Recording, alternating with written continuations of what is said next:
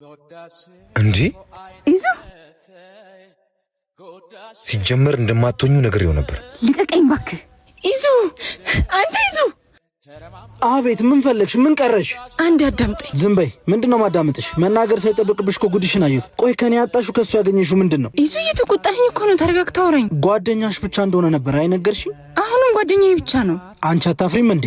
ካላወቅሽ ልንገርሽ፣ ከጓደኛ ጋር እንደዚህ አይኮንም። በተለይ ፍቅረኛ እያለሽ። አስበህ ነው አይደለም? አጋጣሚ ነው። አጋጣሚ? የእስከ ዛሬውንስ ማናየ? ቆይ ባላይሽ ትነግሪኝ ነበር። ባክቷት እንሂድ። ከሱ ጋር ያልጨረሳችሁት ነገር አለ መሰለኝ። አቋረጥኳችሁ። እኔን ተይኝ፣ እንደፈለግሽ መሆን ትችያለሽ። በቀላሉ ተይኝ። ጠንካራ ፍቅር የገነባን መስሎኝ ነበር።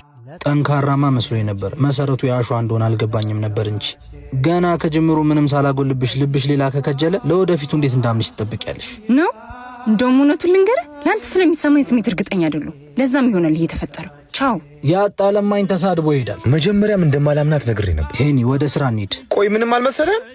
ቢመስለኝ ምን አመጣለሁ? ለልብ የቀረበ እንጂ ከልብ የራቀ እኮ አይጎዳም። ኢነርጂ እኮ ይገርመኛል። ሃይ ፋይፍ ኢነርጂ ድሪንክ እያለ አይግረምህ። ሃይ ፋይፍ በሚገርም ጥራትና ከእጅ ንክኪ ነጻ ሆኖ እንደተመረተ ሰምቻለሁ። አዎ፣ ከኢትዮጵያ ምግብና መጠጥ ምዘና ተቋም የብቃት ማረጋገጫ ተሰጥቶታል። እና የት አገኘዋለሁ? በሁሉም ሱቆችና ሱፐርማርኬቶች ታገኘዋለህ።